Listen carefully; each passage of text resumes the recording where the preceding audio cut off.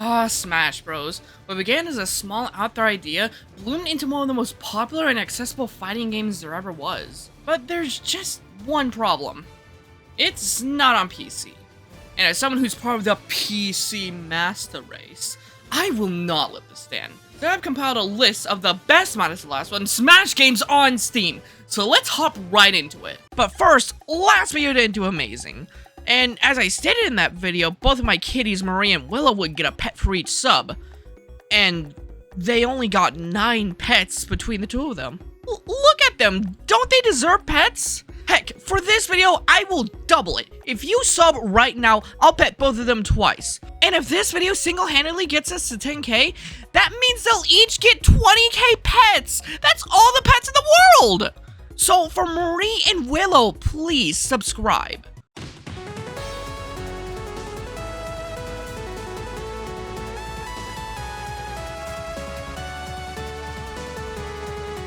Okay, when you heard Smash games on Steam, let's be fair, Rivals was the first game that came to your mind, and for good reason too.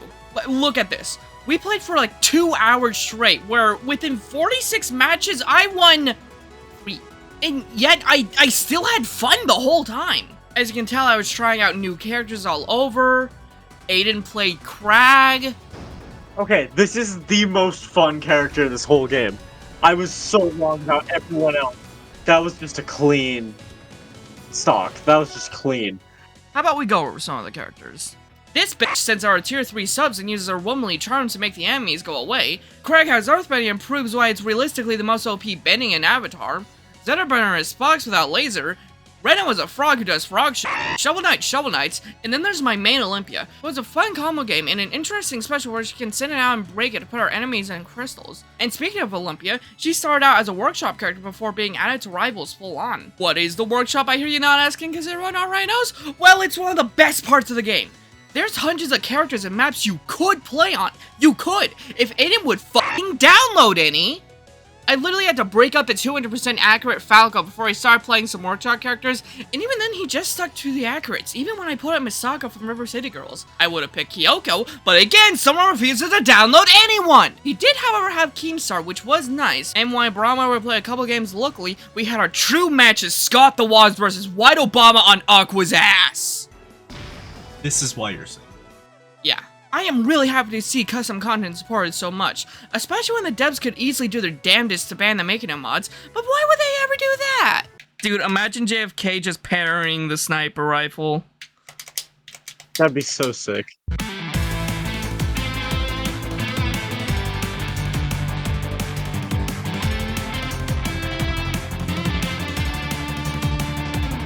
Brawlout. Hello, Alpharad fans. It's less popular, but still just as fun as Rivals. Maybe it's because I was actually crushing Aiden this time, but this game just works for me. It has a relatively small cast, but each of the original characters have 2 ults that function slightly different. It also has 4 crossover characters, those being the Drifter, Juan, Yuka and Lele, and finally Dead Cells, all of which are either really fun, the best character in the game, or Juan. But of course, the other characters are fun too. My favorite is the Monkey, because he is Monkey, but Roadhog Overwatch 2. There really isn't much to this game, however. It's just a really good platform fighter. Not much really stands out to me. I did once, however, compete in a tournament. I didn't do so well, but I got this funny hot dog hat, so it worked out just fine. I am happy to see that there's at least a small community that still enjoys this game. The team behind it seemingly abandoned it and left the community. Hell, the version we played on was a community patch, which is luckily enough easily accessible on Steam. And I guess I'd take the community being able to patch the game over being stuck in one patch for the rest of its life. The art style isn't my favorite, leaving some stages just unplayable. But at least the characters look good and have acceptable ults. Much better than just smearing characters in Vaseline and calling it a day. Reminder.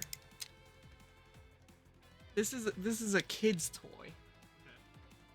Yeah, it's a vibrator.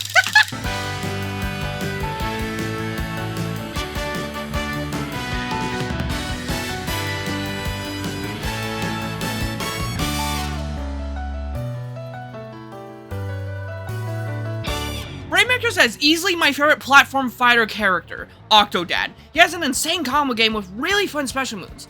It's really fun being able to recover with his neutral special and spike with his up special, or hit them with Rhythm Doctor to send them off the stage. Oh, right, the assists. The assist system really sets this game apart from every other platform fighter. Are you struggling to make it back on a stage? Captain Viridian's your guy. Want to get some major damage? Tank Man. Do you like gambling it all on spikes? Hit him with Rhythm Doctor. Amogus Imposter. The only problem with this game is it's not done yet.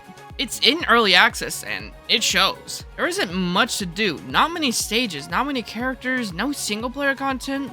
But holy what is there is clean.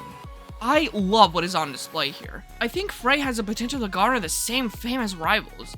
It certainly helps that the roster is filled with any characters. Speaking of, add Shantae! Please, for the love of God, add Shantae to the game. I beg, I will bring the head of whoever asks. Just add Shantae to the game, please. Or actually, maybe they don't have to do that, because I already have Shantae. And Nekoark, whose taunt crashes the game. And this character, who I researched out of morbid curiosity, only to find out she comes from a very specific type of Sonic fan game. Oh, I'll never unsee the things I've seen. The custom characters in this game are actually f***ing insane. There's a character who's a cursor and just unfun for everyone who isn't a cursor. Also, funny skeleton. Yeah, you can make custom assists as well. And obviously, there's even custom stages. I think the workshop content may rival Rivals. Not to mention, this game is gorgeous. It certainly helps that this came from the same team that made Smash Splash 2. The art style looks amazing, the music all around is just a bop. And while $20 may be a bit steep for such a low amount of content, considering this means you'll get a discount on the full game makes it a lot more enticing. And heck, there's a whole lot worse things you can buy with $20. I f***ing hate Fraymakers custom content. It's so bad. No! God damn it!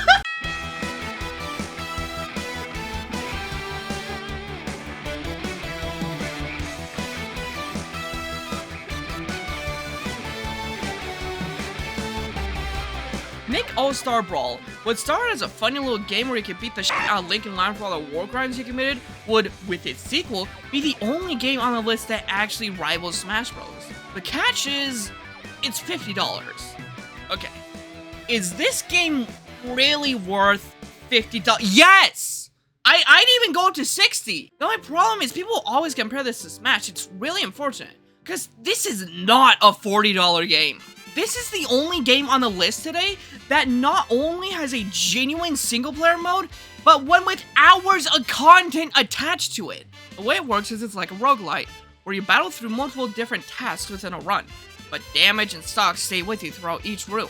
Take a lot of damage on one area may lead to you dying early in the next fight, and when you eventually lose, you're able to buy things such as upgrades so you can have more stocks within a run. You can also unlock characters by beating them in a fight, and they talk? Holy fucking shit, the characters actually interact! This has been something that pisses me off so much with previous Smash campaigns. They bring all these characters together and do fucking nothing with it. The closest we got was some funny looks in the Subspace Emissary, but not a single word of spoken dialogue.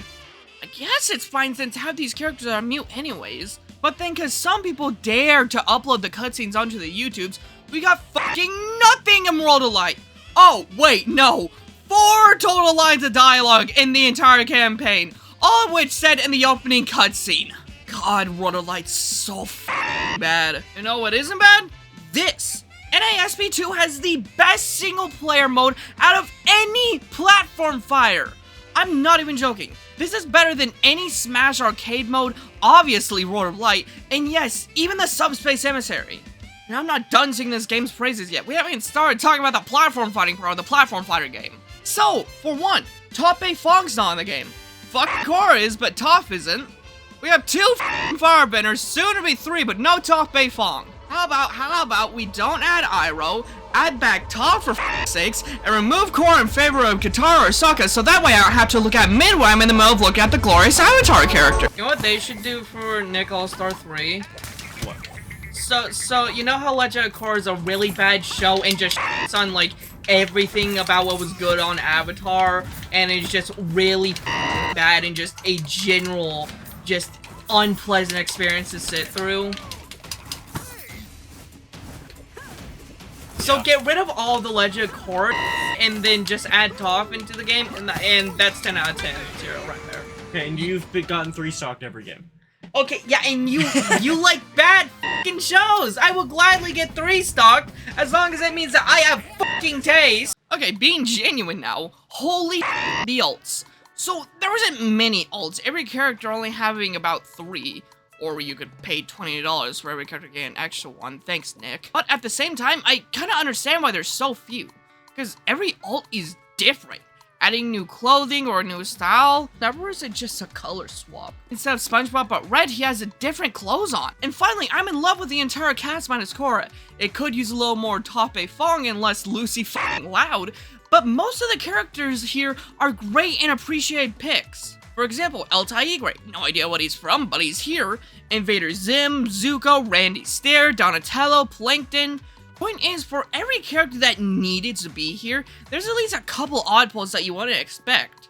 In fact, from Nick 1 to 2, most characters were reworked to better fit the game. Taken from an Overwatch player, reworks can take a long while. We waited more than half a year to see Sombra and Roadhog reworked. And while Sombra has since become my favorite character, god, that was a long fucking wait. So to see them go back and change every character to play much better is insane. In fact, the game, while not thriving, is still actively being developed. Aiden mains Korra because he wouldn't know a good show but fucked him in the ass. Now after taking a break from the game, when he came back, he noticed she was really different from when he last played her. They changed a lot of what made her really OP while still keeping her playstyle intact. That's honestly insane. Nintendo would never drastically change characters in a balance patch, even if they needed it. Not to mention the game still has content to go, with currently 3 characters being paid DLC. Those being Mr. Krabs and Zuko, and Rocksteady. And I gotta say, I'm kind of in love with Zuko, because he plays exactly how I'd expect him to, having strong firebending while also being able to pull out his skills with his swords for combos. And every character is like this. When I imagine how a character would play, they likely play that way. Which shouldn't be something I have to say. You'd hope that after using popular characters for a fighting game, they won't just make up a bunch of bullshit moves, right? Okay, fuck it, let's just talk about Multiversus. Pause.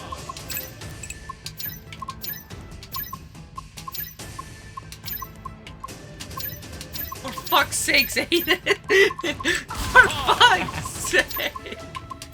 God damn. God fuck.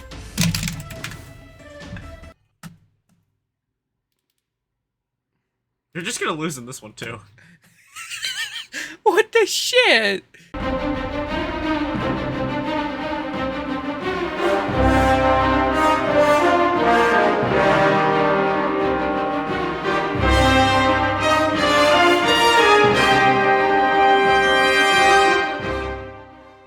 So, originally in the script, there was a 4-minute long rant about why I think Multiversus is a bad game. And I think that that's much better left to a video of its own, and a video that I don't really want to make. So I'll just give the Clip Notes versions of what everything I said was. So for one, of the characters I know, I feel like a lot of the movesets are very uninspired. That and hardly take from the source material. Like, Garnet has a whole move dedicated to singing, yet she has like the least amount of songs out of any main character in the show. As you've all seen, the monetization is just genuinely god-awful. I made a big long comparison to Overwatch where in just about every regard, Overwatch was a better monetized game. Not to mention just how long it takes to grind for a character. Really, what I said in this whole segment is that the game feels like there was no heart put into it. Like, the devs didn't care and just wanted a bunch of paychecks.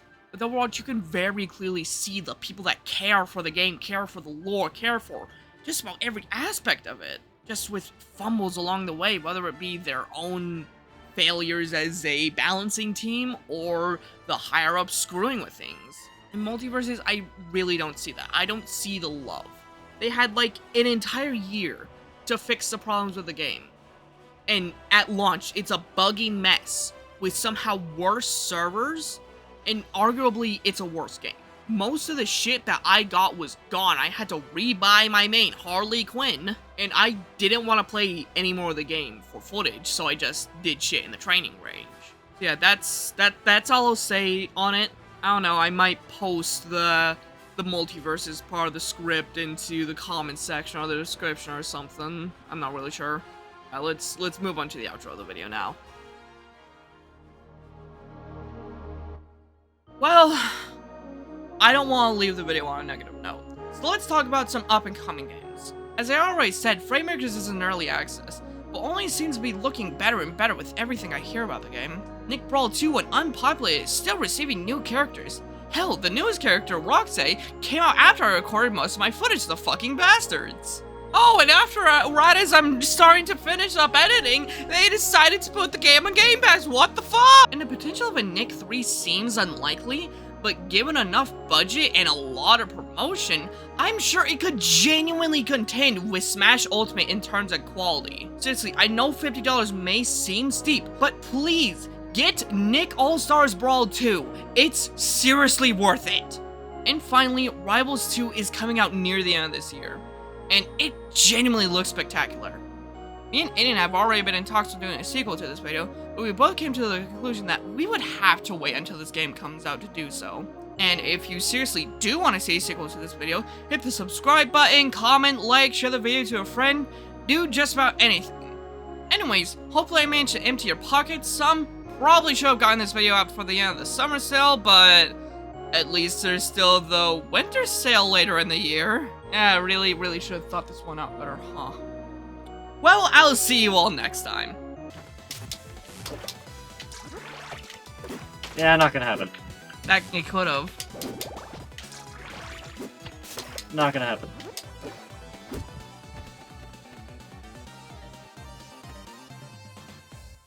Okay, fair.